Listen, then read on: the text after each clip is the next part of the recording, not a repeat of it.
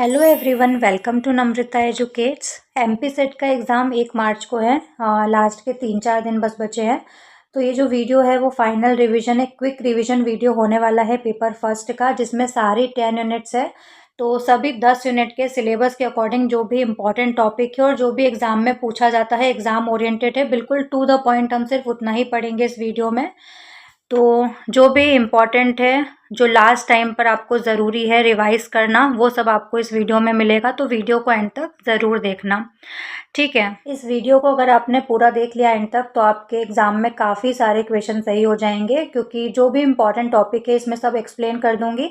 और बाकी कुछ क्वेश्चन तो बिल्कुल कॉमन सेंसिकल होते हैं, जो आप वहीं अपनी समझ से उत्तर दे सकते हो। जैसे कि कोई क्वेश्चन है कि रास्ते में एक पत्थर रखा हुआ है तो आप क्या करोगे, तो ऑप्शन फर्स्ट आएगा कि उसको उठा के साइड में रख देंगे, सेकंड है वहीं पड़ा रहने देंगे, थर्ड उसको और बीच में लाकर रख देंगे, फोर्थ उसको किक मार देंगे। तो बहुत कॉमन सेंस का क्वेश्चन है ये कि आप उसको उठाकर साइड में रख दोगे। अब इसमें अपना ज़्यादा दिमाग नहीं चलाना है, आप भले ही कुछ भी करते हैं आप, क्योंकि ज़्यादातर लोग यही करते हैं कि उसको इग्नोर करके चले जाते हैं। बट सही एक क्या आंसर हो सकता है उसका कि आप उसको उठाकर साइड में रख दोगे। तो इस तरह के जो क्वेश्चन आते हैं वो वहीं पर आपको बन जाएंगे, और बाकी जो भी इम्पोर्टेंट टॉपिक होंगे वो इसमें मैं आपको एक्सप्लेन कर दूंगी। उतने की ही ज़रूरत है, उससे ज़्यादा कोई पढ़ने की ज़रूरत नहीं है। यूनिट फर्स्ट है सबसे पहली, टीचिंग एप्टीट्यूड। टीचिंग एप्टीट्यूड का सिलेबस क्या है, तो टीचिंग के concept, objective, level of teaching बहुत इंपॉर्टेंट है, जो कि पूछा जाता है। मेमोरी लेवल, अंडरस्टैंडिंग लेवल और रिफ्लेक्टिव लेवल होता है। कैरेक्टरिस्टिक और बेसिक रिक्वायरमेंट, लर्नर की कैरेक्टरिस्टिक क्या क्या होती है, अडोलसेंट लर्नर की और एडल्ट लर्नर की। इंडिविजुअल डिफरेंस क्या होते हैं, factors affecting teaching related to the teacher, learner, support material, क्या क्या चीज़ें जो टीचिंग को अफेक्ट करती है, प्रभावित करती है। लर्निंग एनवायरनमेंट कैसा होना चाहिए इंस्टीट्यूशन में। Method of teaching in institution of higher learning, क्या क्या मेथड्स होती है। टीचर सेंटर्ड मेथड होती है, लर्नर सेंटर्ड मेथड होती है, ऑनलाइन टीचिंग होती है, ऑफलाइन टीचिंग होती है। स्वयं क्या है, स्वयं प्रभा, मूक क्या है। Teaching support system, traditional, modern, ICT based. Evaluation system, elements, type of evaluation, evaluation in choice based credit system in higher education, computer based testing, innovation in evaluation system. तो इसमें से कई सारे टॉपिक्स है, तो ऐसे क्वेश्चन बनते हैं बिल्कुल कॉमन सेंसिकल, कि आपको वहीं पर आंसर देखकर ही समझ में आ जाएगा कि इसका क्या सही आंसर होगा, ठीक है। तो जो जो भी इम्पोर्टेंट है वो इसमें हम पढ़ना स्टार्ट करते हैं। तो सबसे पहले टीचिंग कंसेप्ट, ऑब्जेक्टिव और लेवल। शिक्षण की अवधारणा क्या है, उसके उद्देश्य क्या है, उसका स्तर क्या है। कंसेप्ट क्या होता है टीचिंग का, तो teaching is a purposeful activity that facilitate learning. शिक्षण क्या है, एक उद्देश्यपूर्ण गतिविधि है जो सीखने की प्रक्रिया को सरल बनाती है, उद्देश्यपूर्ण गतिविधि है। तो इसके जो वर्ड्स और जो कीवर्ड्स है ना, उनको ध्यान रखना, क्योंकि यही एग्जाम में पूछते हैं और वहीं पर आप कंफ्यूज हो जाते हो। It is a triadic process, triadic process है क्योंकि इसमें 3 चीज़ों की ज़रूरत पड़ती है। एक तो टीचर होता है, एक स्टूडेंट होता है जिसको लर्नर भी कहा जाता है, और एक सब्जेक्ट मैटर होता है, मटेरियल, क्या पढ़ रहे हो आप। तो टीचर है, स्टूडेंट है, लर्नर है और सब्जेक्ट मैटर या मटेरियल है। Involving the teacher, learner and subject matter. Objective क्या होते हैं टीचिंग के, तो ज्ञान प्राप्त करना, एक्विजिशन ऑफ नॉलेज, जो कि कॉग्निटिव डेवलपमेंट में आता है। अफेक्टिव डेवलपमेंट में क्या आएगा कि आपकी वैल्यूज़, एटीट्यूड्स है ना, आपका कैरेक्टराइजेशन होता है, वैल्यूज़ बनती है। मूल्य और दृष्टिकोणों का विकास होता है। साइकोमोटर जो शरीर से संबंधित होता है। स्किल एक्विजिशन, कौशल विकास, गाड़ी चलाना सीखना, कुकिंग सीखना, ये सब आपके शरीर से संबंधित है। और कॉग्निटिव आपके ज्ञान से संबंधित है। अफेक्टिव आपकी भावनाओं, आपकी फीलिंग से संबंधित है।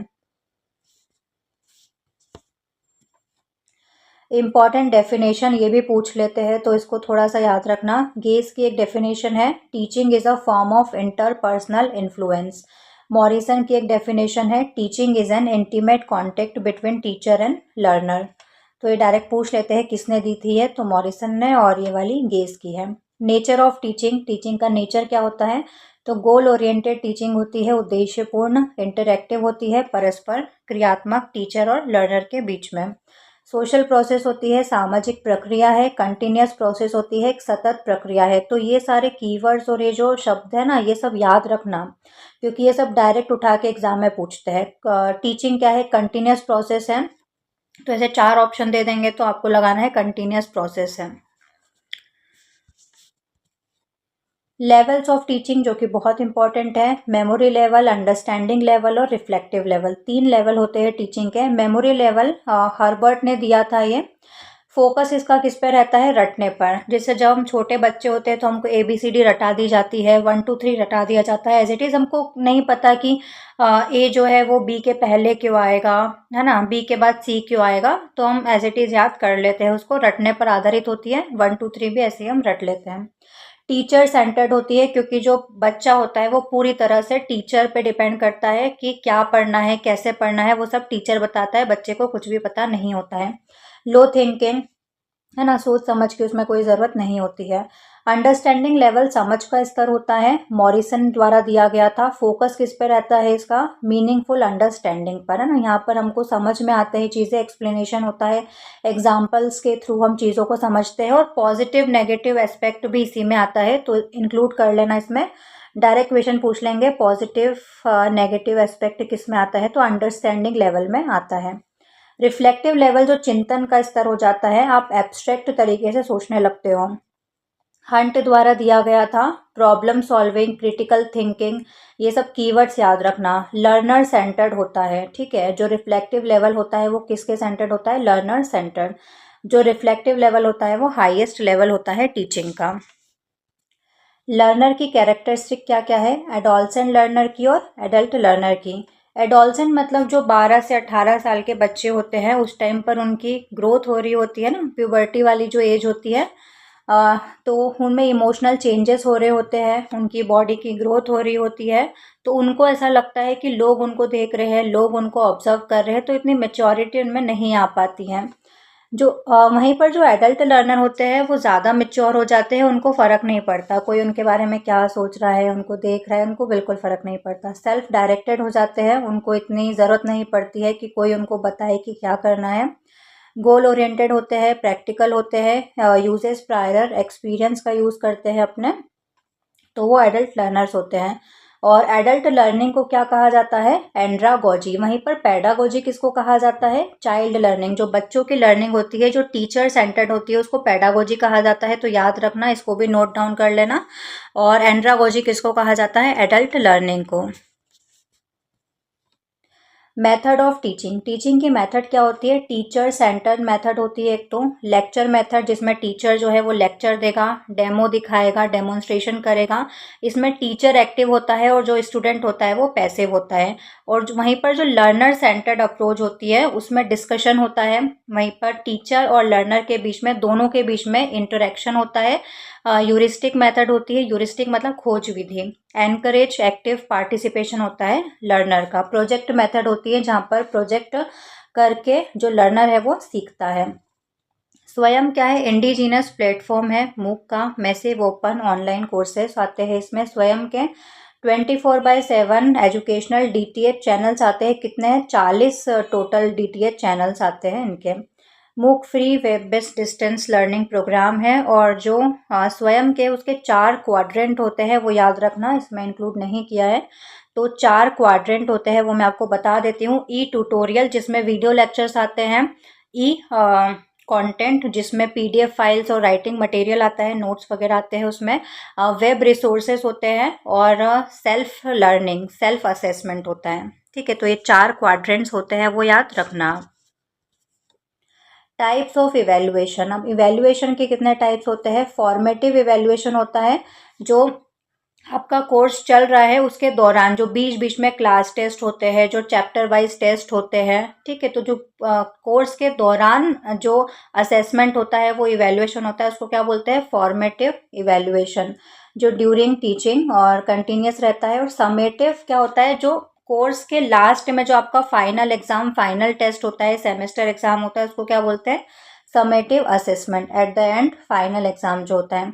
डायग्नोस्टिक मतलब आइडेंटिफाई वीकनेस। अलग अलग लर्नर्स हैं, उनकी अलग अलग वीकनेस होती है, सभी का सोशियो इकोनॉमिक बैकग्राउंड अलग है ना, सभी की मानसिकता अलग होती है, सभी की बौद्धिक क्षमता अलग है, तो सभी लर्नर्स अलग अलग उनकी कैपेसिटी होती है।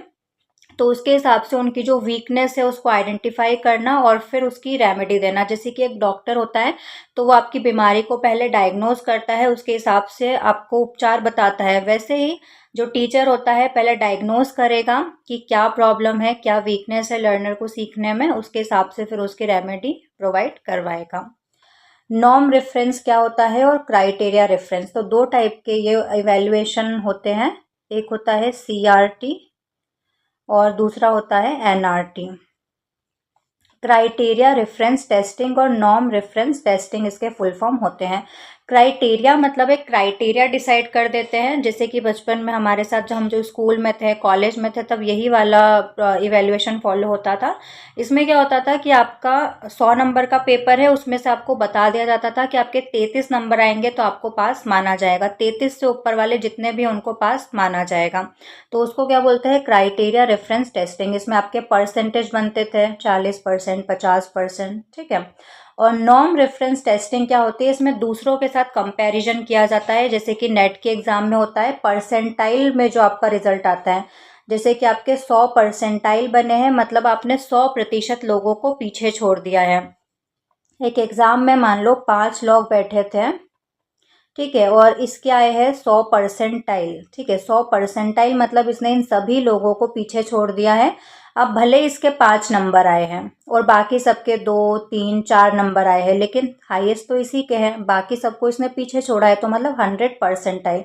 तो परसेंटेज और परसेंटाइल में ये फर्क होता है, ठीक है।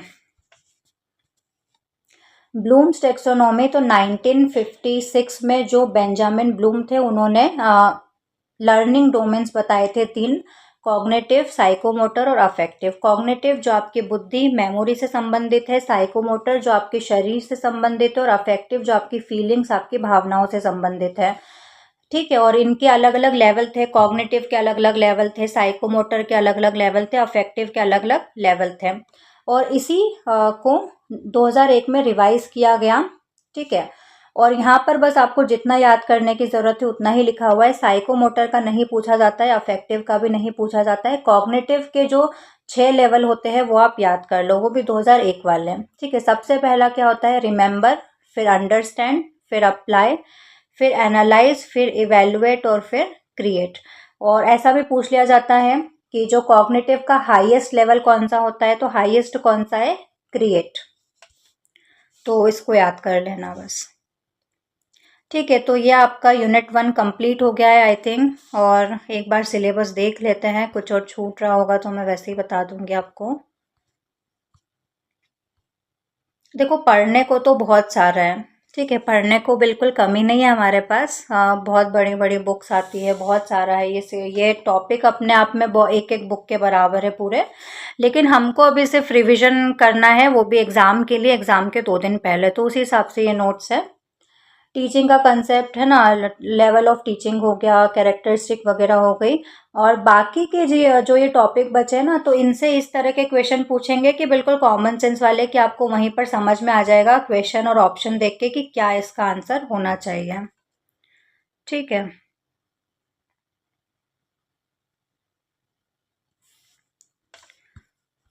यूनिट 2 देखते हैं हम।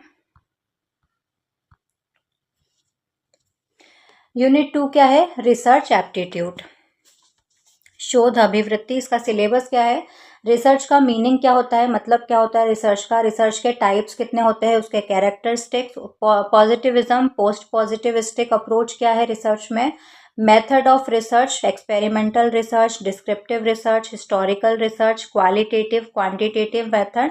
उसमें से एक्सपेरिमेंटल ज़्यादा पूछी जाती है।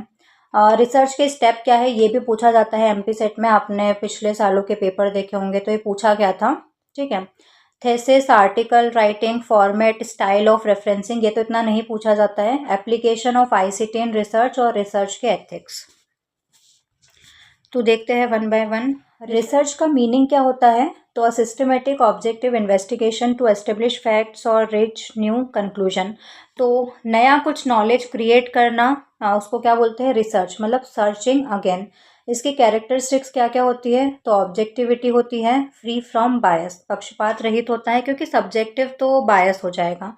रिलायबिलिटी, विश्वसनीयता होती है। कंसिस्टेंसी ऑफ रिजल्ट, परिणामों की निरंतरता। वैलिडिटी होती है, measuring what it claims to measure. सटीकता होती है। जनरलाइजेबिलिटी होती है, सामान्यकरण, findings applicable to a larger population. और जो भी हमने फाइंड किया है, जो भी चीज़ हमने ढूंढी है, जो नया कंसेप्ट हमने बनाया है, ठीक है, वो बड़े समूह पर लागू हो पाए। ऐसा नहीं कि दो चार लोगों पर ही वो एप्लीकेबल हो रहा है, बड़े समूह पर लागू होना चाहिए। डेफिनेशंस ये याद कर लेना। रैंडम और मॉरी की डेफिनेशन है, research is a systematised effort to gain new knowledge. और क्लिफोर्ड वुडी की है, research involves defining and redefining problems, collecting data, analysing and drawing conclusions. तो ये दो डेफिनेशन है, इसको ध्यान रख लेना थोड़ा सा। पॉजिटिविज्म और पोस्ट पॉजिटिविज्म क्या होता है। पॉजिटिविज्म क्या होता है देखते हैं, इसके फाउंडर कौन है, अगस्ट कॉम्टे। फीचर्स क्या है, रियलिटी इज ऑब्जेक्टिव, जो रियलिटी है वो एक है, सिर्फ एक ही है, ठीक है।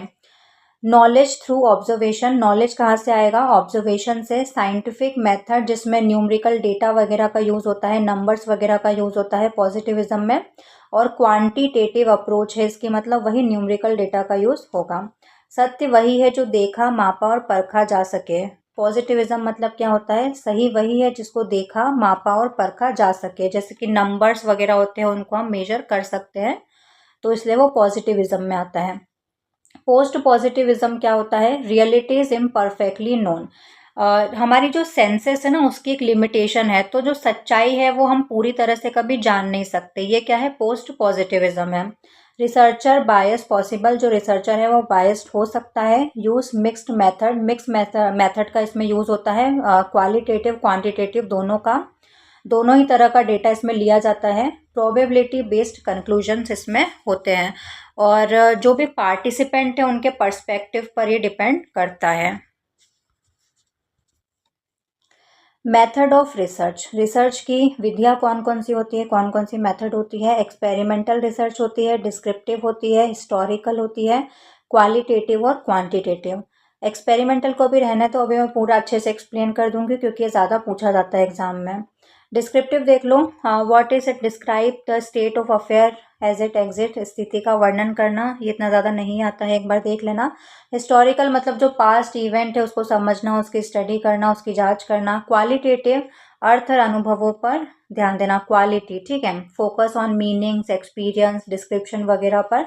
और क्वांटिटेटिव मतलब जो नंबर्स है ना और डेटा वगैरह की बात करें, वो क्वांटिटेटिव। अब एक्सपेरिमेंटल रिसर्च को अच्छे से समझ लेते हैं। इसमें दो वेरिएबल होते हैं, एक होता है इंडिपेंडेंट वेरिएबल और एक होता है डिपेंडेंट वेरिएबल। तो इस रिसर्च में हम क्या कर सकते हैं, जो इंडिपेंडेंट वेरिएबल होता है उसको हम मैनिपुलेट कर सकते हैं, उसको घटाया बढ़ा सकते हैं। जो इंडिपेंडेंट वेरिएबल होता है वो कॉज होता है, वो कारण होता है, और इसका प्रभाव किस पर पड़ता है, डिपेंडेंट वेरिएबल पर। तो डिपेंडेंट वेरिएबल क्या हो जाएगा, इफेक्ट या परिणाम, ठीक है। इंडिपेंडेंट वेरिएबल कॉज और डिपेंडेंट वेरिएबल जिस पर उसका प्रभाव पड़ेगा, मतलब इफेक्ट। और इस रिसर्च में हम इंडिपेंडेंट वेरिएबल को मैनिपुलेट कर सकते हैं, मतलब घटाया बढ़ा सकते हैं। एक एग्जाम्पल से समझते हैं, जैसे कि आपकी नींद की अवधि है, आप कितने घंटे सोते हो, उसका प्रभाव किस पर पड़ेगा, आपके अगले दिन के एग्जाम पर। मान लो आपका अगले दिन एग्जाम है, ठीक है, तो उसके स्कोर पर पड़ेगा। तो नींद की अवधि, नींद के घंटों का प्रभाव किस पर पड़ रहा है, आपके स्कोर पर। तो इंडिपेंडेंट वेरिएबल क्या हो गया, कॉज क्या है, कारण क्या है, आपकी नींद की अवधि या नींद के घंटे, और उसका प्रभाव किस पर पड़ रहा है, आपके परीक्षा के स्कोर पर। और जो इंडिपेंडेंट वेरिएबल है उसको मैनिपुलेट कर सकते हैं, नींद की अवधि को हम घटा बढ़ा सकते हैं। 6 घंटे सोएंगे तो कितना स्कोर आएगा, 8 घंटे सोएंगे और अच्छे से रिलैक्स हो जाएंगे तो और अच्छा स्कोर होगा, ठीक है। तो ये कार्य कारण का इसमें संबंध होता है एक्सपेरिमेंटल रिसर्च में। अब यहाँ पर देखो, दो वेरिएबल और होते हैं, एक होता है एक्सट्रेनियस वेरिएबल, बाहरी चर, ये क्या करता है, अनवांटेड वेरिएबल होता है जिसकी हमको रिसर्च में ज़रूरत नहीं होती है, लेकिन ये हमारी रिसर्च को प्रभावित कर सकता है। जैसे कि हमारा कारण क्या था, नींद की अवधि, नींद के घंटे, उसका प्रभाव किस पर पड़ा था, डिपेंडेंट वेरिएबल मतलब हमारे परीक्षा के स्कोर पर। अब एक एक्सट्रेनियस वेरिएबल क्या हो गया, मान लो आपका स्ट्रेस है, आपको बहुत ज़्यादा स्ट्रेस है, तो स्ट्रेस क्या हो गया, एक्सट्रेनियस वेरिएबल, वो भी तो प्रभावित करेगा आपके स्कोर को। नींद की अवधि तो है ही सही, साथ में जो एक्सट्रेनियस वेरिएबल है आपका स्ट्रेस, वो भी प्रभावित करेगा। ठीक है, तो एक एक्सट्रेनियस वेरिएबल होता है बाहरी चर जो कि प्रभावित करता है। इसके अलावा एक और होता है कंट्रोल वेरिएबल, जिसको हम कंट्रोल कर सकते हैं। अगर हमने इस एक्सट्रेनियस वेरिएबल को कंट्रोल कर लिया तो वो क्या हो जाएगा, कंट्रोल वेरिएबल। इसके साथ ही हम जब एक्सपेरिमेंटल रिसर्च करते हैं तब दो टाइप के ग्रुप बनाते हैं, एक होता है कंट्रोल ग्रुप और एक होता है एक्सपेरिमेंटल ग्रुप। एक्सपेरिमेंटल ग्रुप वो होता है जिस पर हम सच में एक्सपेरिमेंट कर रहे होते हैं, और बाकी कंट्रोल ग्रुप वो होता है जिसको, जैसे कि मान लो आप बीमार हो और मैंने बोला कि अच्छा मेरे पास एक दवाई है, उससे आप ठीक हो जाओगे, है ना, और मैंने आपको जेम्स पकड़ा दी, ठीक है, जेम्स पकड़ा दी, उससे भी आप ठीक हो सकते हो। अगर आप बीमार नहीं हो, आप साइकोलॉजिकली बीमार हो, तो आप ठीक हो जाओगे उस जेम्स से भी, और अगर सच में आप बीमार हो तो आप नहीं हो पाओगे। तो इसी तरह से मान लो एक दवाई का परीक्षण करना है, एक दवाई पर रिसर्च करनी है, पतले होने की दवाई, ठीक है, वजन कम करने की दवाई पर आपको रिसर्च करनी है। तो दो ग्रुप बनाए हैं आपने, एक कंट्रोल ग्रुप बनाया है और एक एक्सपेरिमेंटल ग्रुप बनाया है। कंट्रोल ग्रुप है उसको आप प्लेसिबो ग्रुप भी कहा जाता है। अभी जो कंट्रोल ग्रुप है इसको हम वो दवाई नहीं देंगे, ठीक है, दोनों लोग एक्सरसाइज कर रहे हैं, दोनों लोगों को हम दौड़ा रहे हैं, एक्सरसाइज करवा रहे हैं डेली 1 घंटा, ठीक है, और एक्सपेरिमेंटल ग्रुप को हमने जो दवाई बनाई है वो भी दी जा रही है। अब अगर दोनों का वजन समान रूप से कम होता है, मतलब हमारी दवाई काम नहीं कर रही है, लेकिन अगर एक्सपेरिमेंटल ग्रुप का वजन कम हो जाता है तो मतलब हमारी दवाई काम कर रही है, और कंट्रोल ग्रुप को बताया नहीं जाता है कि उनको दवाई के बदले कुछ और दिया जा रहा है। यहाँ पर एक और चीज़ हम समझ लेते हैं, हाइपोथेसिस क्या होता है, ठीक है। हाइपोथेसिस क्या होता है, एक अस्थायी स्टेटमेंट होता है, एक अस्थायी कथन होता है, एक टेंटेटिव स्टेटमेंट होता है, उसको क्या बोलते हैं हम, हाइपोथेसिस बोलते हैं। जैसे कि मैंने अजम्पशन कर लिया, कुछ भी चीज़ का अजम्पशन कर लिया कि अच्छा हम ऐसा करेंगे तो ऐसा हो जाएगा, ठीक है, और जो हम हाइपोथेसिस सोचते हैं, जो हम एक अस्थायी कथन बनाते हैं, उसको हम टेस्ट करके देखते हैं। टेस्ट किसका करते हैं हम, हाइपोथेसिस को टेस्ट करते हैं, ठीक है। तो दो टाइप की हाइपोथेसिस होती है, एक होती है H0 नल हाइपोथेसिस और एक होती है H1 hypothesis. H0 null hypothesis वो होती है जिसमें दोनों वेरिएबल्स के बीच में कोई संबंध नहीं होता है, ये मल्टीप्लाई का साइन नहीं है, ये साइन है संबंध नहीं है। तो दोनों वेरिएबल के बीच में अगर कोई संबंध नहीं है मतलब वो नल हाइपोथेसिस है, और दोनों वेरिएबल के बीच में कुछ ना कुछ संबंध है तो वो H1 हाइपोथेसिस हो जाएगी। अब यहाँ पर एक पे जोड़ लेते हैं, ठीक है। यहाँ पर देखो, हम टेस्ट किसको करेंगे, नल हाइपोथेसिस को। अगर नल हाइपोथेसिस रिजेक्ट हो जाती है तो हमारी जो H1 हाइपोथेसिस है वो सिलेक्ट हो जाएगी। अगर जो नल हाइपोथेसिस है वो सिलेक्ट हो जाती है तो H1 हाइपोथेसिस रिजेक्ट हो जाएगी। दोनों में उल्टा संबंध होता है, अपोजिट संबंध होता है, याद रखना। अगर हमारी नल हाइपोथेसिस रिजेक्ट हो रही है तो H1 हाइपोथेसिस सिलेक्ट हो जाएगी, और नल हाइपोथेसिस अगर सिलेक्ट हो रही है तो जो H1 हाइपोथेसिस है वो रिजेक्ट हो जाएगी। अब यहाँ पर एरर आती है, दो टाइप की एरर होती है, टाइप 1 एरर और टाइप 2 एरर। टाइप 1 एरर को अल्फा एरर भी कहा जाता है, टाइप 2 एरर को बीटा एरर भी कहा जाता है। टाइप 1 एरर मतलब बड़ी गलती और टाइप 2 एरर मतलब छोटी गलती। अब देखते हैं कैसे ये बड़ी गलती है टाइप 1 एरर और टाइप 2 एरर छोटी गलती कैसे है। टाइप 1 एरर का मतलब है अगर हमने गलती से, क्या बोल रही हूँ मैं, गलती से, गलती होगी तभी तो एरर होगी ना, तो गलती से अगर नल हाइपोथेसिस को हमने रिजेक्ट कर दिया तो हमारी जो H1 हाइपोथेसिस, जो एक्चुअल हाइपोथेसिस है वो सिलेक्ट हो जाएगी, ठीक है, मतलब हमने जो दवाई बनाई थी वो सिलेक्ट हो गई, और मान लो हमारी दवाई गलत बन गई, तो गलत दवाई मार्केट में आ जाएगी जो कितना नुकसान करेगी करेगी, तो बड़ी गलती है। वहीं पर अगर हमने जो नल हाइपोथेसिस है उसको गलती से सिलेक्ट कर लिया, तो जो हमारी H1 हाइपोथेसिस है वो रिजेक्ट हो जाएगी। और ये अगर रिजेक्ट हो गई मतलब हमने सही दवाई बनाई थी और वो मार्केट में नहीं आ पाई, तो इतना नुकसान नहीं करेगी। गलत नॉलेज देना नॉलेज ना देने से ज़्यादा खतरनाक होता है। ठीक है, तो ये बड़ी गलती और ये छोटी गलती। तो इतना याद रखना, एक्सपेरिमेंटल रिसर्च में जितना मैंने बताया है आपको, इसके जो वेरिएबल्स होते हैं दो, independent variable, dependent variable, cause effect का रिलेशन होता है दोनों में, और जो इंडिपेंडेंट वेरिएबल है इसको मैनिपुलेट किया जा सकता है। यहाँ पर ये जो भी बताया है वो सब याद रखना। दो ग्रुप बनते हैं, कंट्रोल ग्रुप और एक्सपेरिमेंटल ग्रुप। और हाइपोथेसिस क्या होता है, दो टाइप की होती है, H0 नल और H1, और दोनों में अगर कोई संबंध नहीं होता है दोनों वेरिएबल के बीच में तो वो H0 नल हाइपोथेसिस होती है, और दोनों वेरिएबल के बीच में संबंध होता है तो H1 हाइपोथेसिस होती है। H0 को अगर रिजेक्ट कर दिया तो H1 सिलेक्ट हो जाएगी, और H0 को अगर सिलेक्ट कर लिया तो H1 रिजेक्ट हो जाएगी। और इसमें दो टाइप की एरर आती है, टाइप 1 और टाइप 2।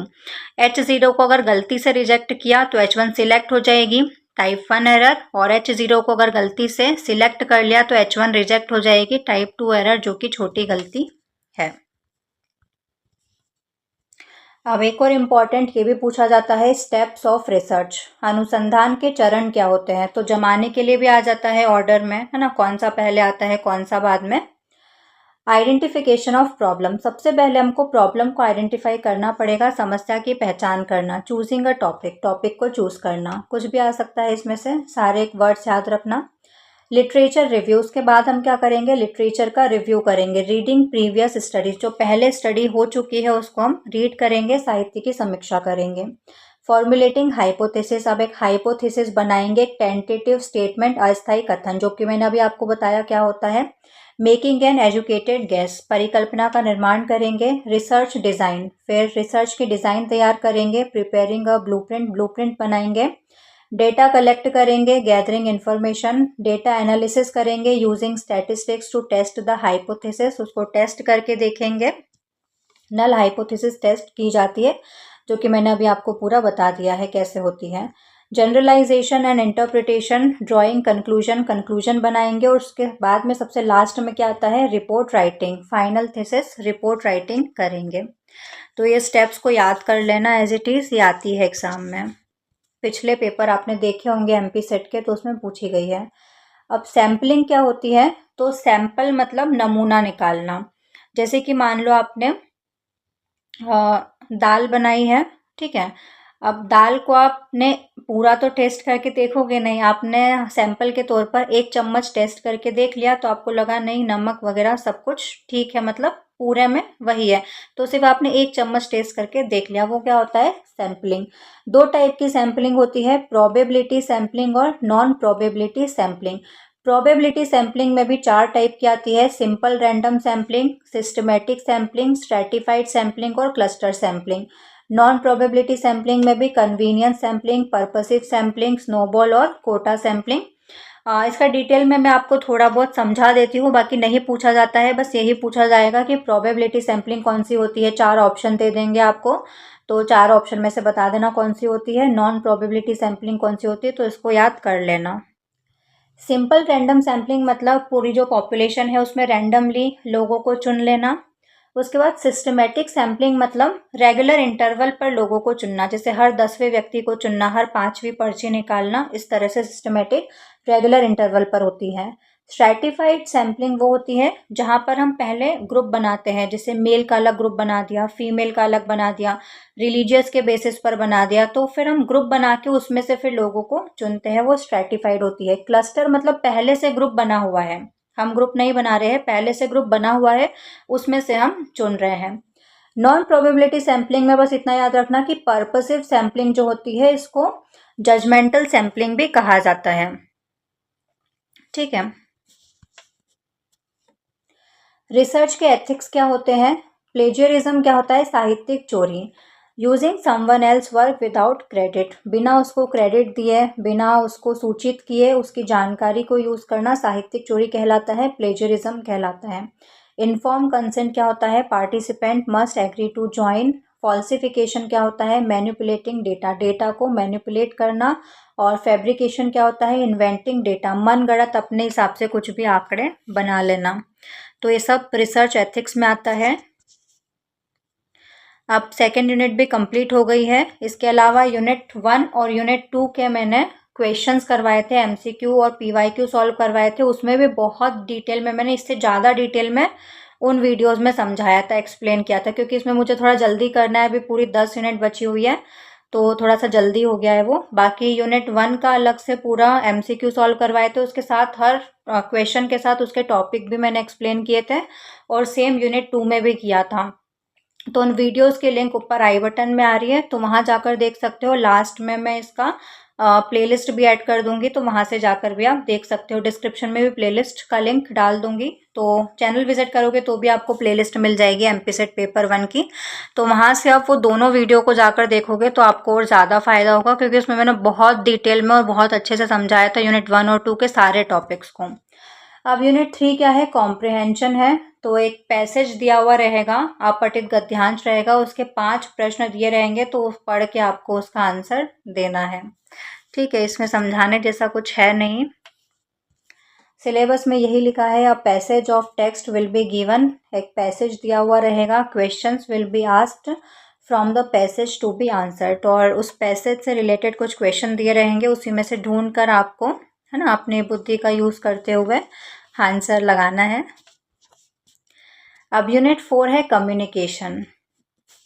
देखते हैं यूनिट 4 कम्युनिकेशन। सिलेबस क्या है कम्युनिकेशन का, मीनिंग क्या होता है, कम्युनिकेशन के टाइप्स कितने होते हैं, कैरेक्टरिस्टिक्स क्या होते हैं कम्युनिकेशन के, इफेक्टिव कम्युनिकेशन क्या होता है। कम्युनिकेशन मतलब बातचीत करना, तो आप बातचीत तो करते हो, लेकिन वो प्रभावी कैसे हो सकती है, वो इफेक्टिव कैसे हो सकती है। अगर इफेक्टिव नहीं हो तो वो सिर्फ बकवास बन के रह जाती है। वर्बल नॉन वर्बल क्या होता है, इंटर कल्चरल क्या होता है, ग्रुप कम्युनिकेशन क्या होता है, क्लासरूम कम्युनिकेशन क्या होता है, बैरियर्स टू इफेक्टिव कम्युनिकेशन, प्रभावी जो बातचीत है उसके बीच में बैरियर्स क्या आते हैं, रुकावटें क्या क्या आती है, और मास मीडिया और सोसाइटी क्या है। मतलब क्या होता है, derive from the Latin word communis या कम्युनिकेयर, लैटिन वर्ड से आया है कम्युनिकेशन, जिसका मतलब क्या होता है, टू शेयर, शेयर करना। It is the exchange of ideas, तो अपने आइडियाज़ को एक्सचेंज करना, फैक्ट्स को एक्सचेंज करना, इमोशंस को बिटवीन 2 और मोर पीपल, 2 या 2 से ज़्यादा लोगों के बीच में अपने आइडियाज़ को शेयर करना, बातचीत करने से ही रिलेटेड है। और इसकी कैरेक्टरिस्टिक्स क्या होती है, तो कंटिन्यूस प्रोसेस है, इट नेवर स्टॉप्स, कभी भी बंद नहीं होगा, हमेशा कम्युनिकेशन होता ही रहेगा, और अच्छे से अच्छा लेवल इसका आता रहेगा और डेवलप होता रहेगा कम्युनिकेशन हमेशा। 2 वे प्रोसेस होता है, require a sender receiver, sender receiver की इसमें ज़रूरत होती है। डायनामिक होता है, changes according to the situation, situation के अकॉर्डिंग चेंज होता रहता है। कॉमन अंडरस्टैंडिंग होती है, the goal is for the receiver to understand the messages intended. Elements क्या होते हैं कम्युनिकेशन के, तो सेंडर होता है, मैसेज होता है, एनकोडिंग होता है, चैनल, रिसीवर, डिकोडिंग, फीडबैक और नॉइस। अब इसको जमाने आएगा, तो यहाँ पर मैं आपको बता देती हूँ। देखो, सबसे पहला क्या होता है, सेंडर, जो मैसेज भेजने वाला है, वो क्या करेगा, सबसे पहले एनकोडिंग करेगा। एनकोडिंग किसकी होगी, मैसेज की होगी। मैसेज किसके थ्रू जाएगा, चैनल के थ्रू जाएगा। ठीक है, चैनल के थ्रू जाएगा। अब यहाँ पर जाकर क्या होगा, ये डिकोड होगा, डिकोडिंग होगी, और डिकोडिंग होके किसके पास पहुँचेगा, रिसीवर के पास।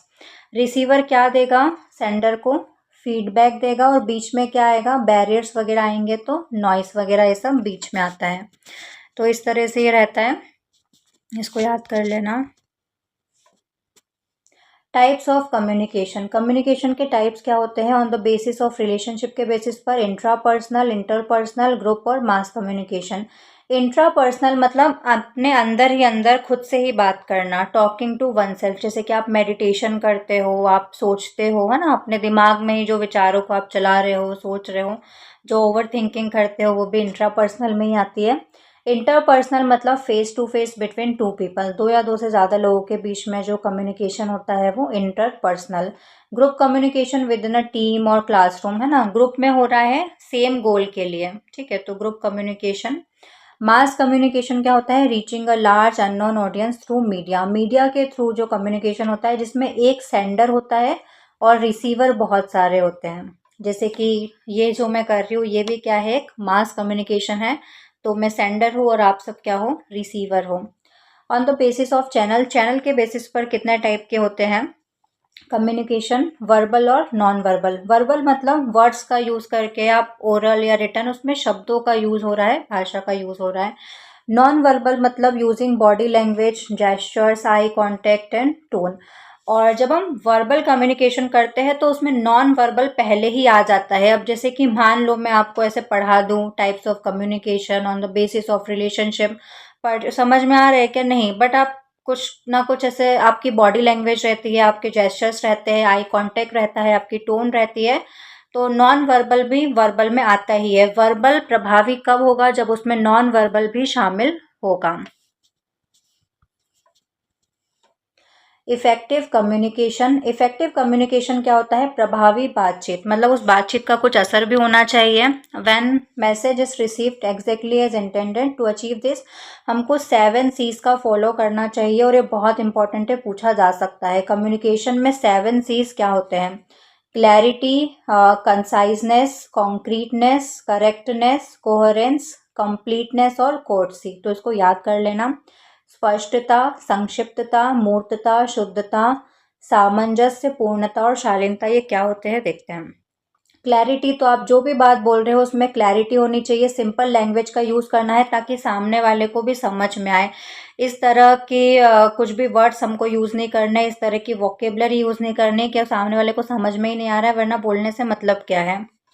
कंसाइजनेस, संक्षिप्तता होनी चाहिए। Be brief and to the point, बिल्कुल टू द पॉइंट हमको बात करनी चाहिए, ऐसा नहीं कि एक एक घंटा फालतू में आके बकवास किए जा रहे हैं।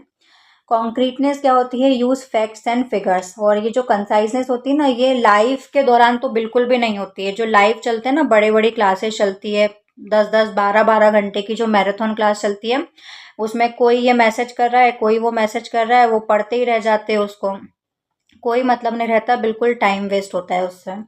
कॉन्क्रीटनेस क्या होती है? मूर्तता, फैक्ट्स और फिगर्स का यूज़ करना। करेक्टनेस, शुद्धता, प्रॉपर ग्रामर और टाइमिंग होनी चाहिए बोलने की। कोहेरेंस क्या होता है? सामंजस्य, लॉजिकल फ्लो होना चाहिए आपके आइडियाज़ का। Completeness, provide all necessary info, जितनी भी इंफॉर्मेशन की ज़रूरत है वो सब प्रोवाइड करवाना। और शालीनता, कोर्टसी क्या होता है? रिस्पेक्ट द रिसीवर, और जो सुनने वाला है रिसीवर, उसकी रिस्पेक्ट भी करना होती है। बैरियर्स टू इफेक्टिव कम्युनिकेशन, अब जो संचार हम कर रहे हैं उसमें बाधाएं क्या क्या आती है? तो फिजिकल बैरियर्स होते हैं, जैसे कि आप बात कर रहे हो तो आवाज़ें हो रही है, डिस्टेंस है ना, दूरी है आपके बीच में, तो अच्छे से समझ नहीं पा रहे हो, या समझने में प्रॉब्लम हो रही है। साइकोलॉजिकल बैरियर्स क्या हो जाएंगे? फियर, डर है। प्रीजुडिस, पूर्वाग्रह, आपने कुछ बना रखे हैं अपने मन में। स्ट्रेस है। सिमेंटिक बैरियर मतलब जो आप बोल रहे हो उसका अर्थ समझने में प्रॉब्लम आ रही है। डिफ़िकल्ट लैंग्वेज है, मिस इंटरप्रिटेशन हो गया है ना। अब बोलते हैं ना, अर्थ का अनर्थ हो जाना, आप बोलना कुछ चाह रहे हो, सामने वाले ने अर्थ उसका कुछ और निकाल लिया है। ऑर्गेनाइजेशनल बैरियर्स क्या होते हैं? कॉम्प्लेक्स हायरार्की होती है। कल्चरल बैरियर्स में वैल्यू डिफरेंस आ जाते हैं, दो अलग अलग कल्चर के लोग बात करेंगे तो उनकी वैल्यूज़ अलग अलग होगी। जैसे कि मैं हूँ तो मेरे लिए मांस खाना इतना सही नहीं है, लेकिन वहीं पर किसी धर्म में शायद वो हो सकता है, वो बहुत नॉर्मल चीज़ हो सकती है। तो कल्चरल बैरियर्स भी आ सकते हैं जिसमें दोनों की वैल्यू अलग अलग होती है।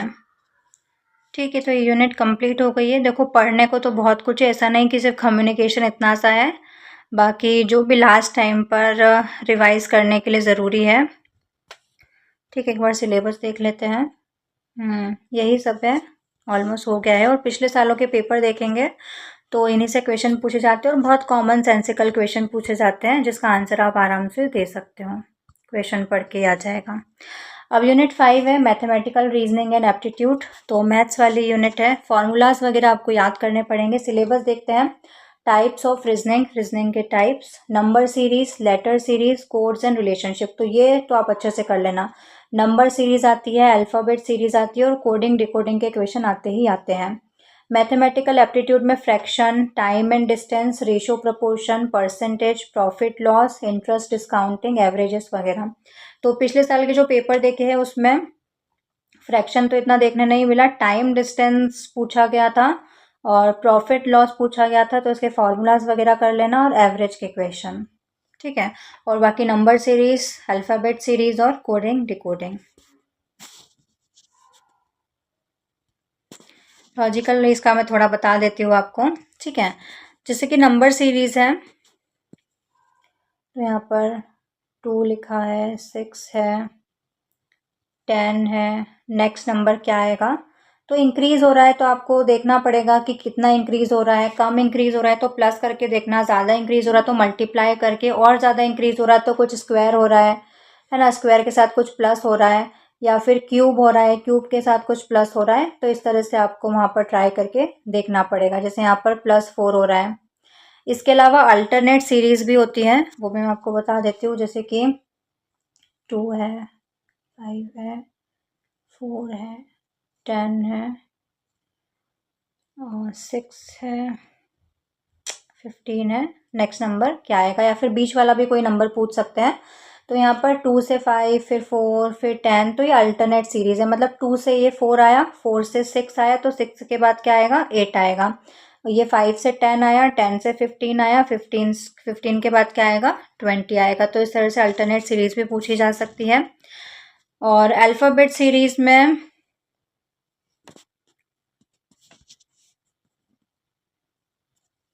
ठीक है, अल्फ़ाबेट सीरीज में आपको लेटर की पोजीशन याद करनी पड़ेगी। ए फर्स्ट नंबर पर, बी सेकंड नंबर पर, सी थर्ड नंबर पर, डी फोर्थ नंबर पर। रिवर्स लेटर भी याद कर लेना। ए का रिवर्स क्या होता है, जेड। बी का क्या होता है, वाई। सी का क्या होता है, एक्स। मतलब पीछे से जो ABCD स्टार्ट होती है अल्फ़ाबेट सारे, वो उसके रिवर्स लेटर हो जाएंगे। तो ये भी अच्छे से कर लेना, ठीक है। जैसे कि ए का ऐसा जेड लिखा है तो सी का क्या होगा, इस तरह से। मतलब इतने इजी तो नहीं आते, बाकी आप प्रैक्टिस करोगे तो आपको वहाँ पर समझ में आ जाएगा। आपकी प्रैक्टिस होगी पहले से भी। इसके अलावा कोडिंग डिकोडिंग, तो जैसे कि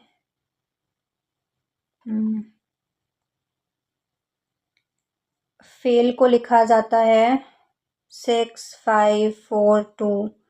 तो पास को क्या लिखा जाएगा, तो वही लेटर की पोजीशन चेक करके कितना प्लस हो रहा है, कितना माइनस हो रहा है, वो आपको देखना पड़ेगा।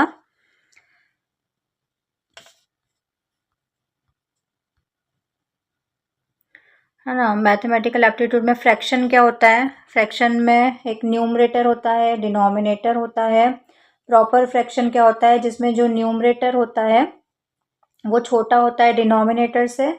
और इम्प्रॉपर फ्रैक्शन क्या होता है, जिसमें न्यूमरेटर बड़ा होता है डिनोमिनेटर से। और इम्प्रॉपर फ्रैक्शन को आप मिक्स फ्रैक्शन में चेंज कर सकते हो, उसको डिवाइड करके। इसको भी बता देती हूँ एक बार। जैसे कि 12/5 है, तो ये क्या है, इम्प्रॉपर, क्योंकि इसका न्यूमरेटर 12 बड़ा है 5 से। अब इसको डिवाइड करेंगे, डायरेक्ट इस टाइप के तो नहीं आते हैं, मिक्स में आ जाते हैं। 5 2s are 10, रिमाइंडर 2 बचा। अब ये 2 सबसे पहले लिखते हैं, फिर ये 2 आता है और अपॉन में 5। सिलेबस में है तो कभी पूछ लिया जा सकता है। 2/5। इसी तरह से इनको प्लस माइनस करना, वो भी आ जाएगा। टाइम एंड डिस्टेंस, तो इसका फॉर्मूला देख लेते हैं। स्पीड क्या होता है, डिस्टेंस अपॉन में टाइम। और डिस्टेंस क्या होता है, स्पीड इनटू टाइम। इसके अलावा आपको एवरेज स्पीड अगर निकालना है तो 2xy अपॉन में x + y। ये फॉर्मूला होता है एवरेज स्पीड निकालने का, तो ये याद रख लेना। और रेशियो प्रोपोर्शन तो हो जाएगा। परसेंटेज भी निकालना आता है। प्रॉफिट लॉस पूछा जाता है, इसका मैं बता देती हूँ एक बार आपको। देखो, प्रॉफिट कैसे निकालते हैं, जब सेलिंग प्राइस में से आप कॉस्ट प्राइस माइनस करते हो।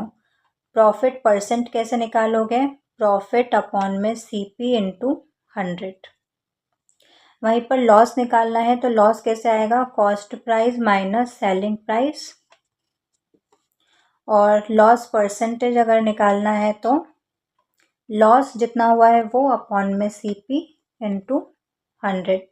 तो ये बेसिक फार्मूलाज होते हैं ये प्रॉफिट और लॉस निकालने के। इसके अलावा सीपी निकालना भी पूछ सकते हैं, लॉस परसेंट दिया हो तो यहाँ से सीपी निकाल सकते हो।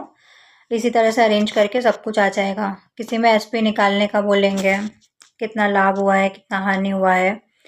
इंटरेस्ट के तो सिंपल इंटरेस्ट का फॉर्मूला आपको पता होगा, P into R into T upon 100। और कंपाउंड इंटरेस्ट का, उसमें अमाउंट का फॉर्मूला होता है P1 प्लस आर बाय 100 की पावर n। तो वो आ जाएगा। एवरेज निकालना है तो जो सभी नंबर्स है उनको प्लस करके और जितने भी नंबर है टोटल उससे डिवाइड कर देना, तो एवरेज आ जाएगा।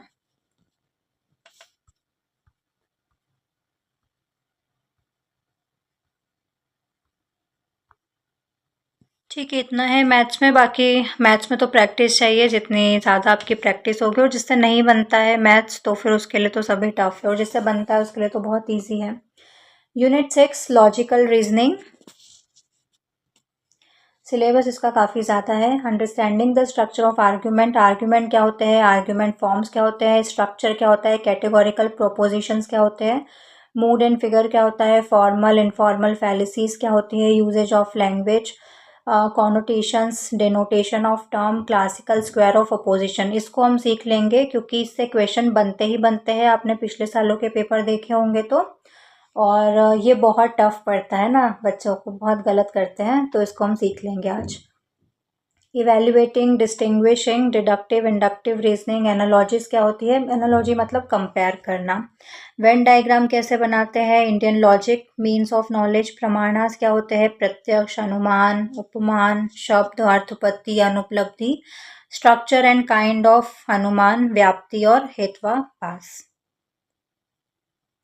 वेन डायग्राम वगैरह पूछा जाता है, ये क्लासिकल स्क्वायर पूछा जाता है ओपोजिशन का, तो इसको अच्छे से कर लेंगे। Structure of arguments. आर्ग्यूमेंट्स क्या होते हैं, सबसे पहले तो ये समझो आर्ग्यूमेंट क्या होता है। आर्ग्यूमेंट वो होता है जिसकी एक ट्रुथ वैल्यू होती है। ट्रुथ वैल्यू मतलब या तो वो आर्ग्यूमेंट ट्रू होगा या तो वो फॉल्स होगा। दो ही है बस, या तो ट्रू होगा या तो फॉल्स होगा, इसके अलावा और कुछ नहीं हो सकता। तो ट्रुथ वैल्यू मतलब क्या होती है, ट्रू या फॉल्स होना। एक आर्ग्यूमेंट दिया है, उसकी एक ट्रुथ वैल्यू होगी, या तो वो ट्रू होगा या तो वो फॉल्स होगा। An argument consist of a set of statement. और जो स्ट्रक्चर ऑफ आर्ग्यूमेंट होता है उसमें एक से ज़्यादा स्टेटमेंट होते हैं, जिनको हम क्या बोलते हैं, प्रीमाइसेस बोलते हैं, दैट लीड अ कंक्लूजन, उनका एक कंक्लूजन निकलता है। आर्ग्यूमेंट फॉर्म क्या होते हैं, आर्ग्यूमेंट कैन बी वैलिड और invalid based on their structure. Valid हो सकता है वो आर्ग्यूमेंट या फिर इनवैलिड हो सकता है। कैटेगोरिकल प्रोपोजिशंस क्या होते हैं, जो आप वेन डायग्राम के क्वेश्चन सॉल्व करते हो ना, सभी पेन पेंसिल है, सभी मनुष्य अच्छे हैं, तो ये क्या होता है, कैटेगोरिकल प्रोपोजिशन होता है। स्टेटमेंट दैट असर्ट और deny something about a category. इसमें 4 चीज़ें होती है, वो याद रखना। जैसे एग्जाम्पल लिखा है, all man are mortal. All क्या है यहाँ पर, क्वांटिफायर, क्वांटिटी बता रहे हैं। 2 टाइप का ही होता है, ऑल मतलब सभी या फिर कुछ। सभी पेन पेंसिल है, कुछ कुत्ते बिल्ली है, इसी टाइप का आता है। तो सभी ऑल आएगा या फिर सम आएगा, तो 2 ही क्वांटिटी होती है, ऑल या फिर सम। तो ये क्या होती है, क्वांटिटी। उसके बाद क्या आता है, सब्जेक्ट आता है। उसके बाद क्या आता है, कॉप्यूला बोलते हैं या फिर क्वालिटी भी बोल सकते हैं। पॉजिटिव होता है या फिर नेगेटिव होता है। सभी कुत्ते बिल्लियाँ हैं, सभी कुत्ते बिल्लियाँ नहीं हैं, तो एक पॉजिटिव है और एक नेगेटिव है, इसको क्वांटिटी कहा जाता है। और लास्ट में क्या आता है, प्रेडिकेट आता है। तो सब्जेक्ट और प्रेडिकेट चेंज हो सकते हैं, बाकी क्वालिटी और जो क्वांटिटी है वो वही रहेगी। क्वालिटी क्या रहेगी, पॉजिटिव या नेगेटिव, और क्वांटिटी मतलब ऑल या फिर सम। इतना क्लियर है, इतना याद रखना, इतने से काम हो जाएगा। अब ये स्क्वायर ऑफ अपोजिशन देखते हैं, इसको बहुत ध्यान से समझना, ठीक है। अब यहाँ पर पहले तो ये समझो कि ए, ई, आई और ओ क्या है। अभी यहाँ पर मैंने आपको बताया कि जो क्वांटिटी होती है वो 2 होती है, ऑल और सम, और क्वालिटी होती है वो भी 2 होती है, पॉजिटिव और नेगेटिव। तो जो क्वांटिटी है वो भी 2 है, ऑल और सम। और जो क्वालिटी है वो भी 2 है, एक है पॉजिटिव और एक है नेगेटिव। तो इन्हीं चारों को मिलाकर 4 तरह के सेंटेंस बनते हैं। All positive, all negative, some positive या फिर सम नेगेटिव। जैसे कि सभी कुत्ते बिल्लियां हैं, ऑल पॉजिटिव। सभी कुत्ते बिल्लियां नहीं है या फिर कोई कुत्ते बिल्लियां नहीं है, ऑल नेगेटिव। सम पॉजिटिव, कुछ कुत्ते बिल्लियां है। सम पॉजिटिव, कुछ कुत्ते बिल्लियां नहीं है, सम नेगेटिव। ठीक है, बस ये 4 ही बनते हैं और इन्हीं के बेसिस पर ये है स्क्वायर ऑफ अपोजिशन। ए क्या है? All positive. ई क्या है? All negative. आई क्या है? Some positive. और ओ क्या है? Some negative. ठीक है, every S is P, all positive, no S is P, all negative, और ये some positive, some S is P और some S is not P, मतलब सम नेगेटिव। ये चारों हो गया, all positive, all negative, some positive और some negative. अब इसको ऐसे ही याद रखना, ए ई आई और ओ से। बार बार वैसे सोचने जाओगे तो बहुत कंफ्यूजन होगा। ए और ई के बीच में क्या संबंध होता है? कॉन्ट्रेरी होते हैं ये। ए और ई के बीच का संबंध क्या होता है? ये कॉन्ट्रेरी होते हैं, मतलब ये दोनों साथ में ट्रू नहीं हो सकते हैं। फॉल्स का नहीं पता, एक एक ही चीज याद रखना, ए और ई साथ में ट्रू नहीं हो सकते हैं। दोनों चीजें, दोनों सेंटेंस साथ में ट्रू नहीं हो सकते, उसको क्या बोलते हैं? कॉन्ट्रेरी। आई और ओ के बीच में क्या संबंध होता है? सब कॉन्ट्रेरी, मतलब ये दोनों साथ में फॉल्स नहीं हो सकते हैं। ट्रू का नहीं पता, साथ में फॉल्स तो नहीं हो सकते दोनों। आई और ओ साथ में गलत, साथ में फॉल्स नहीं हो सकते। अब यहाँ से दिख रहा है ए और ओ के बीच में और ई और आई के बीच में। ए और ओ और ई और आई क्या होते हैं? कॉन्ट्रेडिक्टरीज, मतलब विरोधाभासी। ये क्या होंगे? ना तो दोनों साथ में ट्रू हो सकते हैं, ना तो दोनों साथ में फॉल्स हो सकते हैं। एक ट्रू होगा तो दूसरा फॉल्स होगा, दूसरा ट्रू होगा तो एक पहला वाला फॉल्स हो जाएगा। एक ट्रू दूसरा फॉल्स, दूसरा ट्रू पहला वाला फॉल्स। दोनों साथ में ट्रू, दोनों साथ में फॉल्स नहीं हो सकते। बस इतना एग्जाम के दिन तक बस इतना याद रख लेना। ए और ई के बीच में क्या संबंध होता है? दोनों साथ में ट्रू नहीं हो सकते। आई और ओ के बीच में क्या संबंध होता है? दोनों साथ में फॉल्स नहीं हो सकते। ए और ओ और ई और आई ये दो जोड़े बनते हैं, इसमें साथ में सब कॉन्ट्रडिक्टरी का संबंध होता है, जो कि साथ में ना तो ट्रू हो सकते हैं ना तो फॉल्स। एक ट्रू होगा तो दूसरा फॉल्स होगा, दूसरा ट्रू होगा तो पहला वाला फॉल्स होगा। बस इतना याद रखने की जरूरत है। अब ए और आई के बीच में क्या संबंध होता है? सब अल्टर्न्स का। ई और ओ के बीच में भी। तो अगर ए ट्रू होगा तो आई भी ट्रू होगा, अगर आई फॉल्स होगा तो ए भी फॉल्स होगा। बस इतना याद रखना, ए अगर ट्रू होगा तो आई भी ट्रू होगा, आई अगर फॉल्स होगा तो ए भी फॉल्स होगा। ठीक है, बस ये जो बताया है इतना याद रख लेना। ठीक है, ए और ई के बीच का क्या संबंध होता है, आई ओ के बीच का क्या संबंध होता है, ए ओ और ई आई कौन से जोड़े होते हैं। अब इनका जो वेन डायग्राम है वो बनाना सीख लेते हैं। ए का कैसे बनेगा? एवरी एस इज पी, सभी एस पी है, या फिर सभी कुत्ते बिल्लियां है, ऑल डॉग आर कैट। ठीक है, तो जो भी ऑल बोलेंगे वो गोला अंदर आ जाएगा और उसके बाहर वाला कैट वाला हो जाएगा। ऑल डॉग आर कैट, तो ये ए का ऐसे बनता है। ई का कैसे बनेगा? नो डॉग आर कैट, कोई भी कुत्ता बिल्ली नहीं है। तो नो डॉग आर कैट, दोनों के बीच में कोई संबंध नहीं है, तो ऐसे क्रॉस का निशान आ जाएगा। इसके अलावा हमको आई का बनाना है सम पॉजिटिव का। कुछ एस पी है, कुछ कुत्ते बिल्लियां है, तो ये कुत्ते और ये बिल्लियां, दोनों में कुछ का संबंध है तो ओवरलैप कर रहा है एक सर्कल दूसरे सर्कल से यहाँ पर। ठीक है, कुछ कुत्ते बिल्लियां है। अब क्या लिखा है? आई कुछ कुत्ते बिल्लियां नहीं है, तो इसका इस तरह से कोई डायग्राम नहीं बनता है ओ वाले का, तो इसका नहीं बनाएंगे। तो ये 3 ही आप याद रखना। कुछ कुत्ते बिल्लियां है कैसे बनेगा? कोई कुत्ता बिल्ली नहीं है और सभी कुत्ते बिल्लियां हैं, तो ये 3 याद रखना। इससे आपका पूरा सॉल्व हो जाएगा। और इसके बेसिस पर कंक्लूजन को ऑब्जर्व करना होता है। ये सारे जो प्रीमाइज है हमने प्रीमाइज बना लिए, ड्रॉ कर लिया, इसके हिसाब से हमको जो कंक्लूजन निकलेगा, ठीक है, उसको हम ऑब्जर्व करेंगे। अब जैसे कि एक एग्जाम्पल लेते हैं।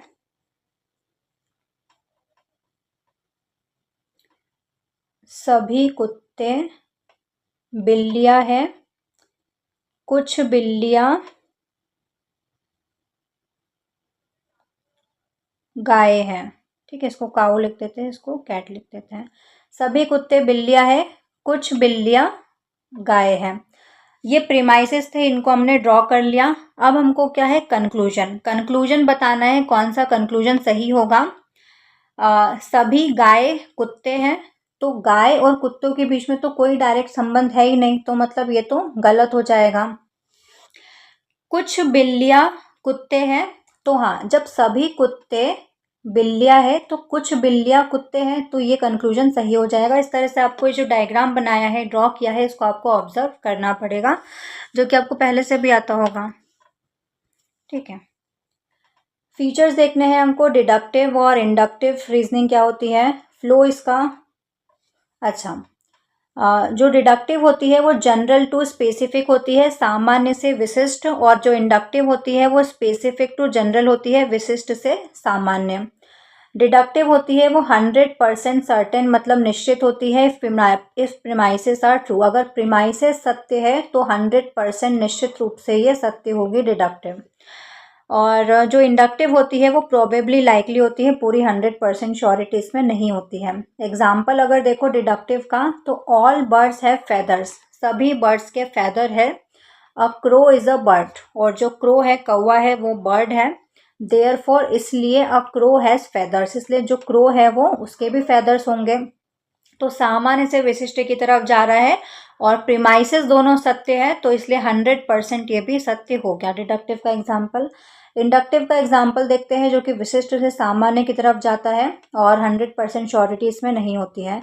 दिस क्रो इज ब्लैक, ये जो क्रो है, ये कौवा है, ये काला है। दैट क्रो इज ब्लैक, और वो वाला जो कौवा है वो भी काला है। देयरफॉर, इसीलिए, और ऑल क्रोज आर ब्लैक। लेकिन सिर्फ हम दो के अकॉर्डिंग तो नहीं बोल सकते ना, ये वाला कौवा काला है, वो वाला कौवा काला है, तो सभी कौवे काले हैं।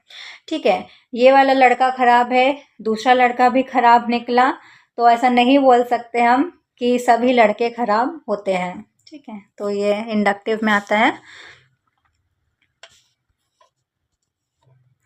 इंडियन लॉजिक देखना है, मीन्स ऑफ नॉलेज, जिसमें प्रमाणाज होते हैं। प्रमाण मतलब क्या होता है, वो तरीके जिनसे ज्ञान प्राप्त किया जाता है। प्रमाणास का मतलब क्या होता है, ज्ञान प्राप्त करने के तरीके। तो अलग अलग तरीकों से हम ज्ञान प्राप्त कर सकते हैं। Valid sources of knowledge, according to Indian philosophy के अकॉर्डिंग अलग अलग तरीके होते हैं ज्ञान प्राप्त करने के। कौन कौन से होते हैं, तो 6 तरीके बताए हैं। वेदांत जो फिलोसॉफी है उसमें 6 बताए गए हैं, वो 6 हम देखते हैं, जो कि हमारे सिलेबस में भी 6 दिए हुए हैं। प्रत्यक्ष क्या होता है, परसेप्शन। प्रत्यक्ष मतलब हमारी सेंसेस के द्वारा जो हमको ज्ञान हो रहा है, उसको क्या बोलेंगे, प्रत्यक्ष प्रमाण।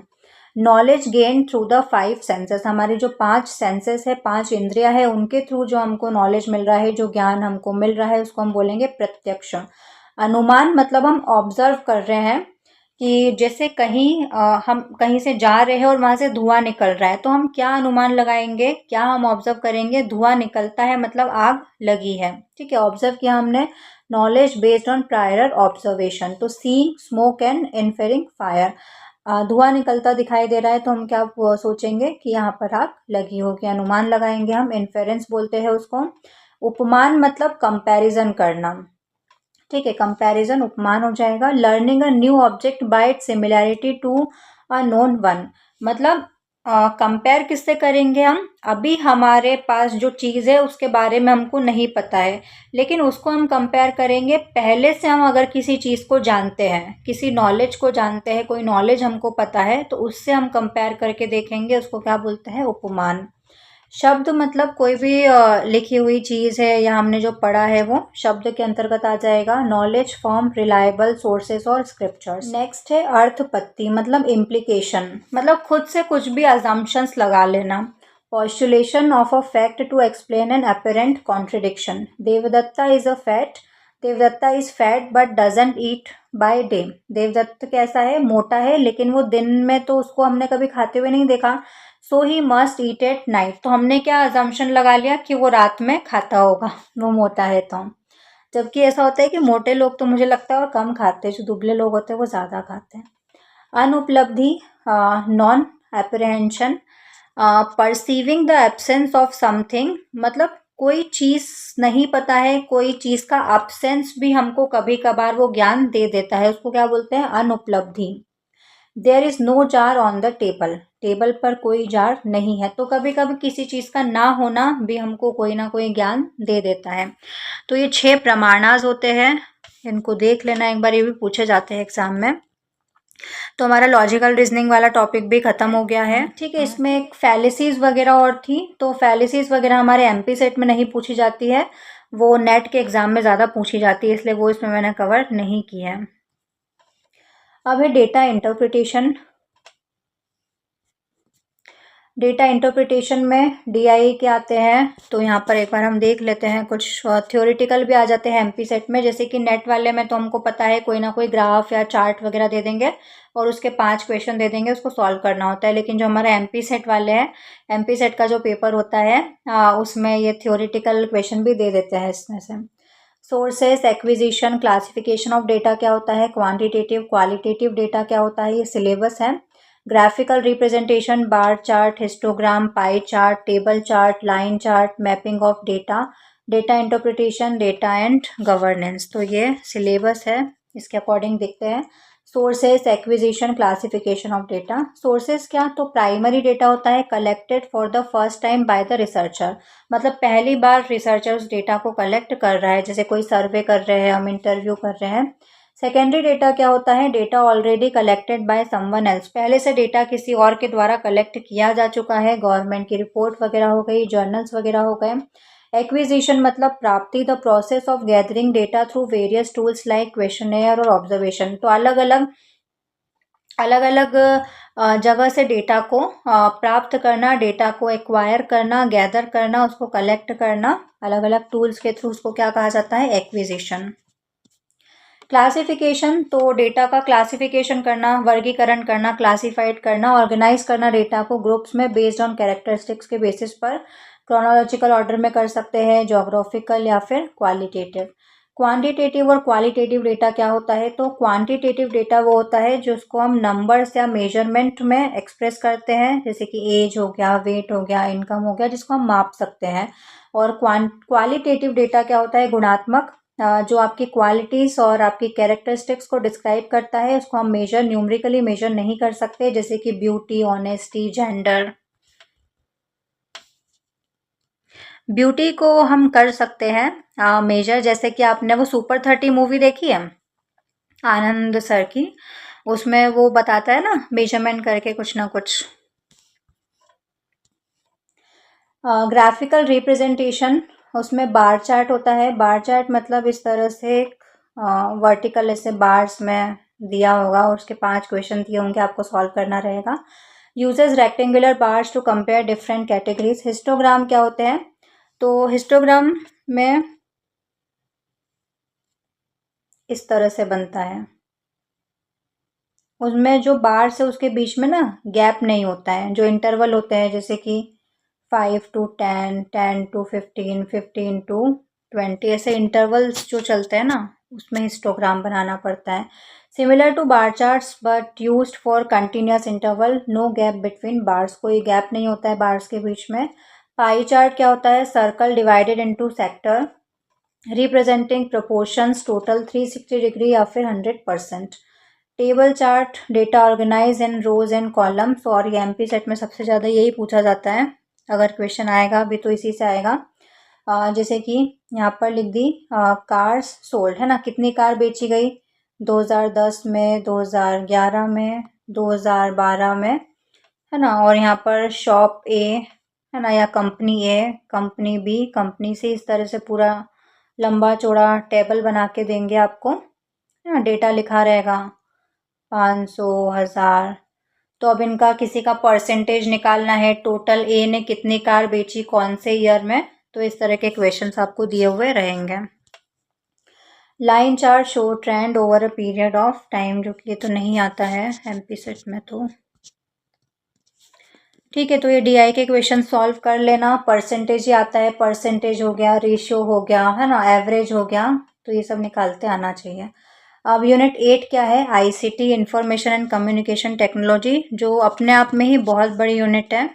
ठीक है, इसके सिलेबस देखते हैं। ICT information and communication technology, general abbreviations पूछ सकते हैं, फुल फॉर्म वगैरह टर्मिनोलॉजी पूछ सकते हैं, बेसिक्स ऑफ इंटरनेट, इंटरनेट का जो बेसिक्स है, इंट्रानेट क्या होता है, ईमेल क्या होता है, audio and video conferencing, digital initiatives in higher education, ICT and governance.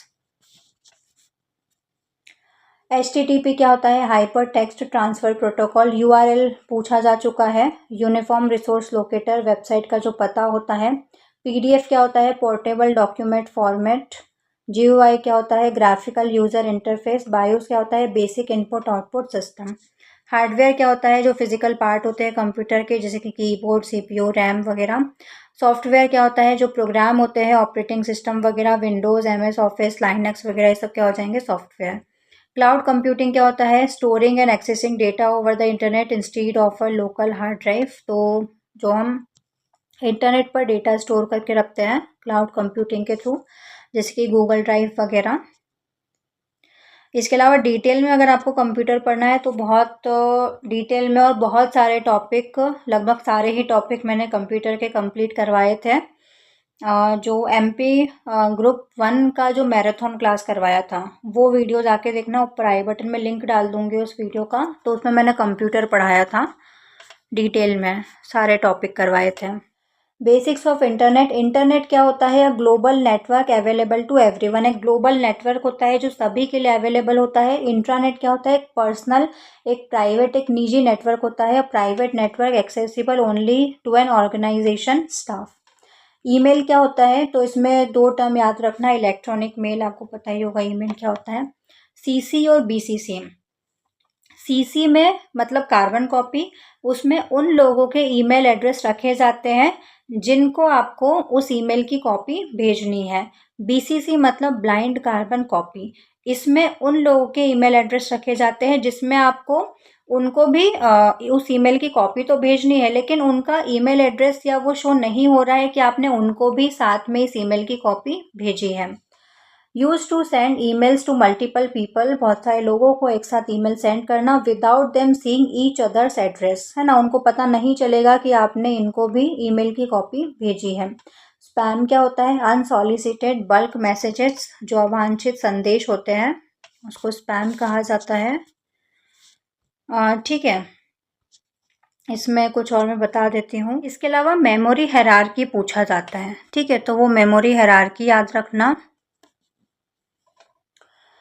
सबसे फास्ट कौन सा होता है, रजिस्टर, रजिस्टर सबसे फास्ट होता है। उसके बाद कैश मेमोरी आती है, उसके बाद रैम आती है, उसके बाद SSD आती है, उसके बाद HDD आती है। ठीक है, उसके बाद पेन ड्राइव, पेन ड्राइव के बाद memory card,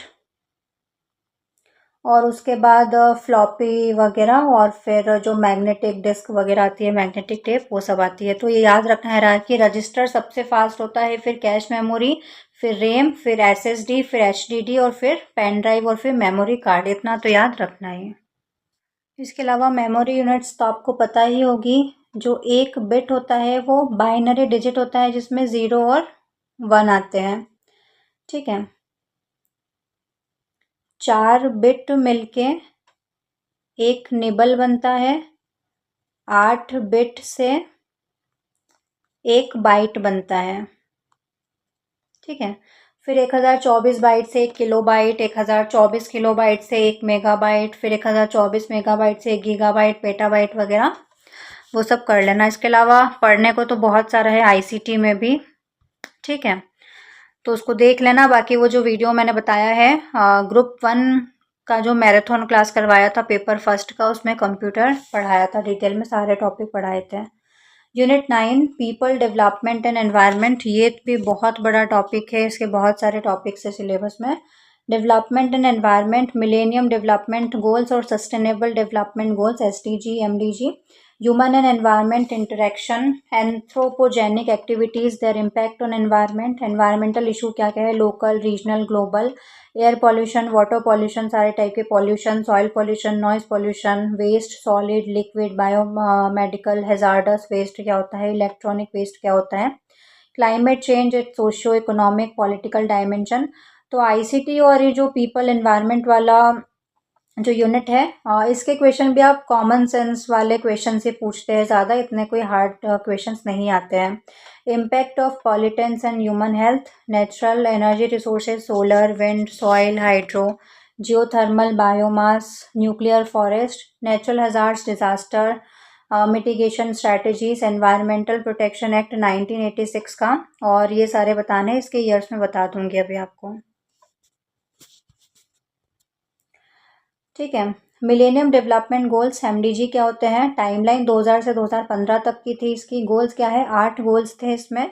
they focus primarily on developing nations to reduce poverty, hunger and disease. ठीक है, गरीबी, भूखमरी और बीमारियों को दूर करना इसका मेन गोल थे। और 8 गोल थे एमडीजी के। और उसके बाद क्या आया, एसडीजी आया, सस्टेनेबल डेवलपमेंट गोल्स।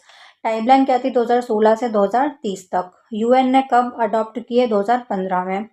17 गोल है और 169 टारगेट है, याद रखना। गोल कितने हैं, 17, और टारगेट कितने हैं, 169। Unlike MDGs, this apply to all countries, developed and developing, दोनों ही जो विकासशील देश है और विकसित देश है, दोनों पर ही अप्लाई है। की गोल्स टू रिमेंबर, क्या याद करना है, तो सारे गोल्स याद कर सको तो बहुत ही अच्छा है। एसडीजी फर्स्ट क्या है, ज़ीरो पॉवर्टी, ज़ीरो हंगर। और एसडीजी 4 क्या है, क्वालिटी एजुकेशन। एसडीजी 5 क्या है, जेंडर इक्वालिटी। और ये पूछे जा चुके हैं इसलिए मैंने इसमें इंक्लूड कर दिए। SDG 13 climate action. तो याद रखना, SDG 4 quality education, SDG 5 gender equality, और एसडीजी 13 क्लाइमेट एक्शन। ठीक है, इसको मिलाने भी आ जाता है कि सही जोड़ी मिलाओ। ठीक है, कौन सा गोल पे कौन सा है, तो एक बार देख लेना सारे गोल्स को।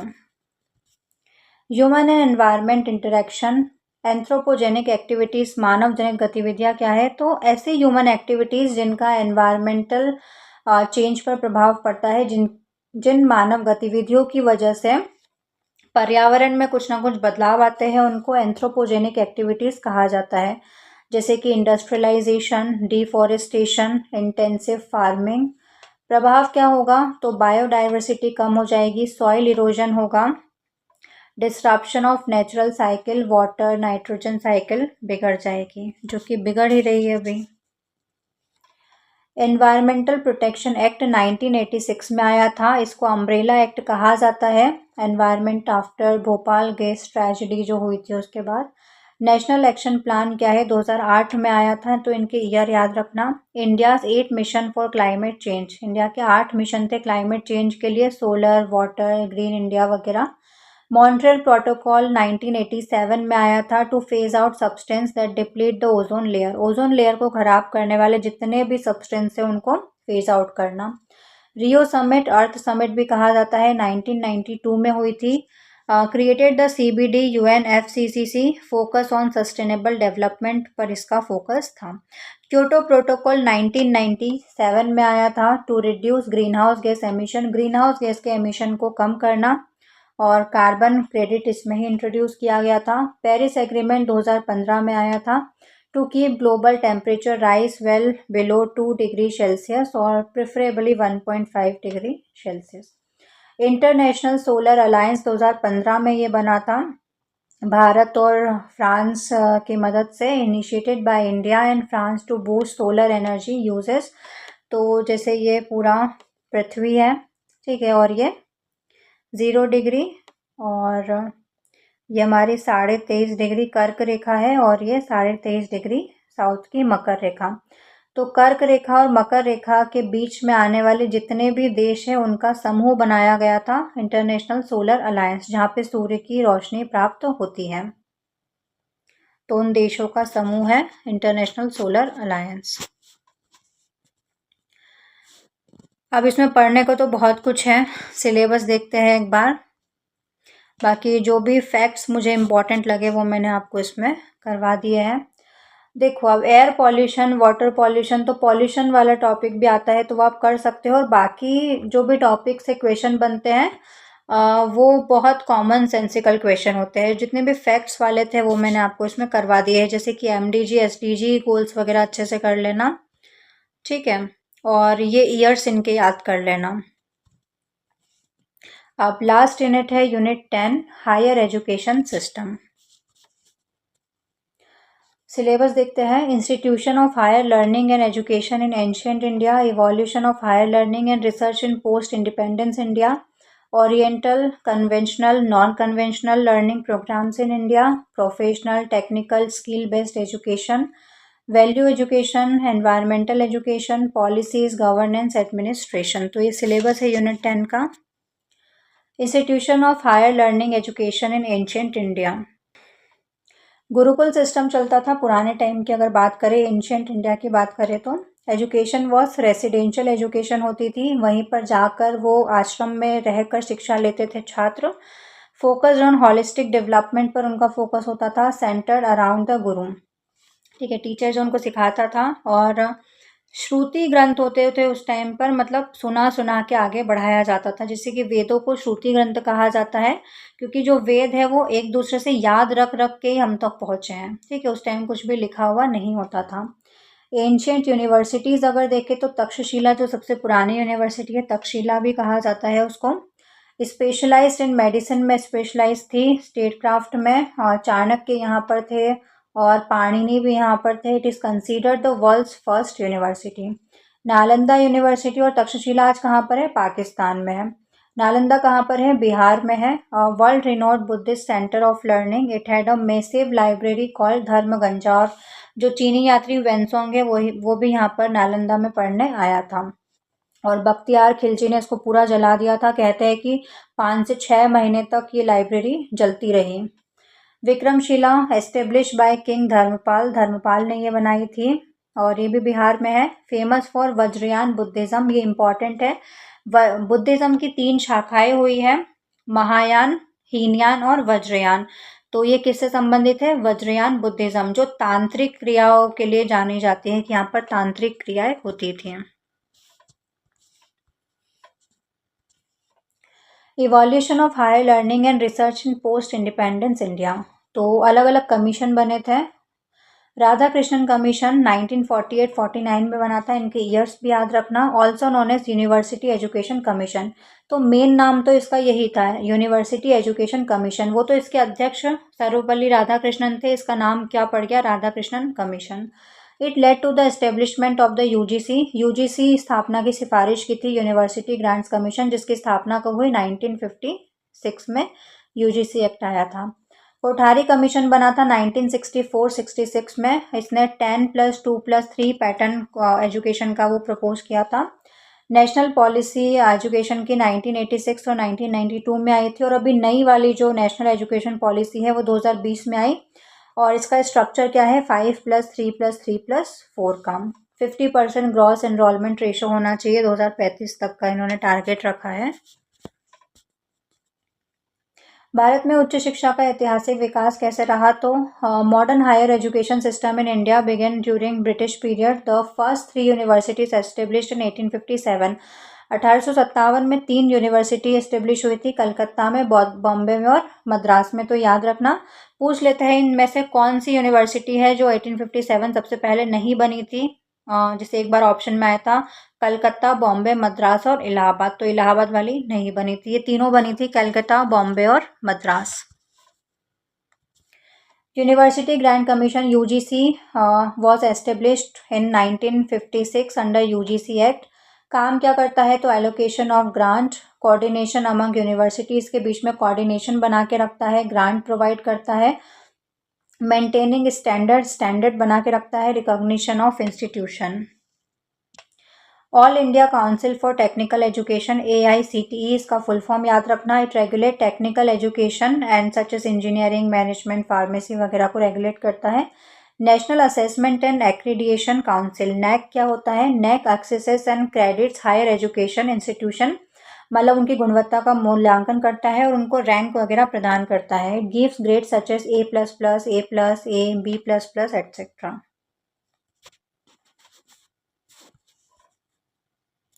इसके अलावा ये 2 फैक्ट है और याद रखना। द प्रेसिडेंट ऑफ इंडिया, जो हमारे भारत के राष्ट्रपति हैं, acts as a visitor to all central university. सभी जो सेंट्रल यूनिवर्सिटी है उसके विजिटर होते हैं।